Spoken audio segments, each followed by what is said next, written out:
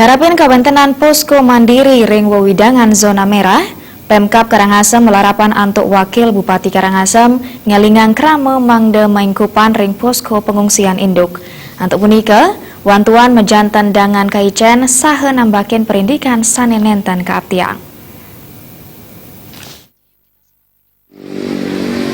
Wakil Bupati Karangasem Wayan Artedipen Latarang ngenenin indik kuentenan posko mandiri sane durung ngemulihang wantuan logistik saking posko induk Tanah Ampo sekadi ring wewidangan Tianyar Tengah wiadin Tianyar Barat anggan nyani jagi state maut sahe ngicen wantuan antuk kuentenan gatre sane sayi wakti saking krame. Atur piuning sane kemedalang saking pemerintah Karangasem keaptiang mangdek laksanayang ngeluputang parindikan kaon sane persidawenten dibenin para pengungsi. Bagi masyarakat pengungsi yang belum dapat bantuan, tentu kami harapkan supaya mencatat dengan baik dan melaporkan dengan baik daripada jumlah pengungsi yang ada di titik pengungsi. Karena pengungsi yang sekarang kita harapkan semua itu pengungsinya sebaiknya ditampung di Balai Banjar.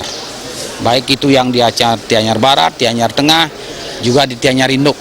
Jadi kita harapkan pengungsi di Balai Banjar tersentral di situ dan tidak perlu terlalu berjubal.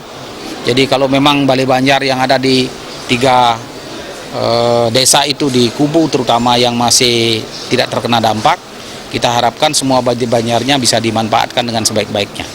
Pertama, pengungsi harus nyaman tidur malam, jadi tidak usah di tenda.